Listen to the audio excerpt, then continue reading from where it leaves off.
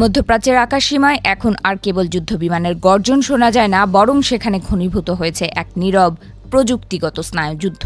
পারস্য উপসাগরীয় অঞ্চলের আকাশ প্রতিরক্ষা ব্যবস্থার মেরুদণ্ড হিসেবে পরিচিত রাডার নেটওয়ার্কগুলো এখন আর নিরাপদ নয়। সাম্প্রতিক একটি সামরিক অভিযানের নাটকীয় মোড় এটাই প্রমাণ করে দিয়েছে যে বিলিয়ন ডলারের অত্যাধুনিক প্রযুক্তির প্রাচীর ভেঙে চুরমার করে দেওয়ার জন্য শত্রুর সামান্য একটি ড্রোন বা স্বল্পমূল্যের মিসাইলই যথেষ্ট। এই ঘটনা কেবল একটি স্থাপনা ধ্বংসের কাহিনী নয়, বরং এটি আধুনিক যুদ্ধের এক নতুন নির্মম বাস্তবতার সতর্কবার্তা। বাহরাইনের আকাশসীমার অতন্ত্র প্রহরী হিসেবে খ্যাত AR-327 রাডার সিস্টেমটি ধুলোয় মিশিয়ে দিয়েছে ইরান। এতে সারা বিশ্বের সামরিক বিশ্লেষকদের স্তম্ভিত হতে দেখা গেছে। বছরের পর বছর ধরে যে বিশাল ডিজিটাল নেটওয়ার্ক বা ইউনিফাইড ব্যাটল স্পেস সচেতনতার উপর ভরসা করে পশ্চিমারা তাদের আধিপত্য বজায় রেখেছিল, সেই নেটওয়ার্কের চোখগুলোই এখন সবচেয়ে বড় দুর্বলতায় পরিণত হয়েছে। এটা এমন এক পরিস্থিতি যেখানে প্রচুর পরিমাণে ইন্টারসেপ্টর বা উন্নত যুদ্ধবিমান মজুদ থাকা সত্ত্বেও তথ্যের উৎস বা সেন্সরগুলো অকেজো হয়ে পড়ায় পুরো প্রতিরক্ষা ব্যবস্থা কার্যত পঙ্গু হয়ে পড়েছে। এই সংঘাত বিশ্বকে শিখিয়ে দিয়েছে আধুনিক মিসাইল যুদ্ধের এক নিষ্ঠুর গাণিতিক সত্য।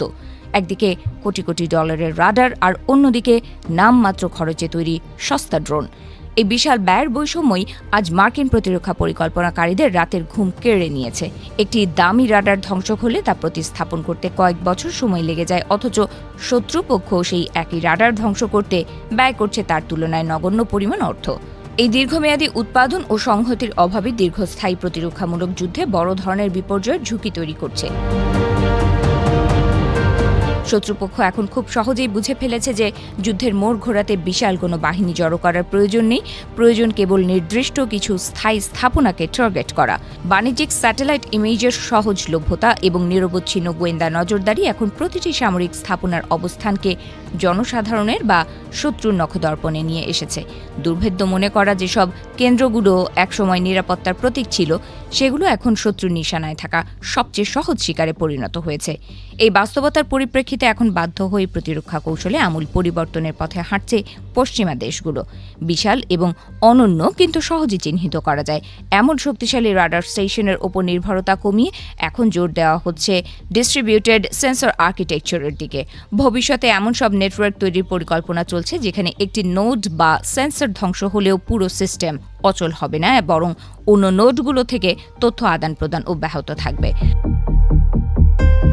গতিশীলতা, অপ্রয়োজনীয় বাহুল্য বা রিডান্ডেন্সি এবং অত্যন্ত দ্রুত স্থানান্তরযোগ্য প্রতিরক্ষা ব্যবস্থা এখন সময়ের দাবি।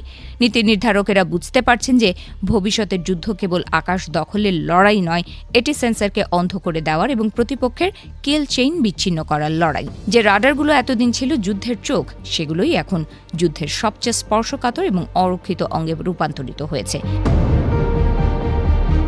এই সংকট বুঝিয়ে দিয়েছে যে কেবল প্রযুক্তির শক্তি থাকলেই হবে না, বরং সেই প্রযুক্তিকে বাঁচিয়ে রাখার কৌশলগত বুদ্ধিমত্তাও থাকতে হবে। যুদ্ধের পরিধি এখন আর কেবল অস্ত্রের গোলার উপর নির্ভর করছে না, বরং তথ্যের প্রবাহকে সুরক্ষিত রাখা এবং শত্রুর গোয়েন্দা নেটওয়ার্কের চেয়ে এক ধাপ এগিয়ে থাকাই এখন যুদ্ধের মূল মন্ত্র। রাডার হারানো মানে কেবল একটি যন্ত্র হারানো নয়, বরং পুরো প্রতিরক্ষা কাঠামোর উপর থেকে নিয়ন্ত্রণ হারিয়ে ফেলা, যার পরিণতি হতে পারে ভয়াবহ। উপসাগরীয় অঞ্চলের এই রণকৌশলগত বিবর্তন বিশ্ব সামরিক ইতিহাসের এক সন্ধিক্ষণে দাঁড়িয়ে আছে। আগামী দিনে যারা তাদের প্রতিরক্ষা সেন্সরগুলোকে আরও বেশি দুর্ভেদ্য, নমনীয় এবং গোপন রাখতে পারবে, তারাই আধুনিক যুদ্ধের ময়দানে টিকে থাকবে। বাহরাইনের আকাশে যা ঘটেছে তা কেবল একটি যুদ্ধের সাধারণ ঘটনা নয়, এটি আগামীর অন্ধকার যুদ্ধের এক মহড়া, যেখানে বিজয়ের চাবিকাঠি লুকিয়ে আছে একে অপরকে অন্ধ করে দেওয়ার কৌশলের ভেতরেই।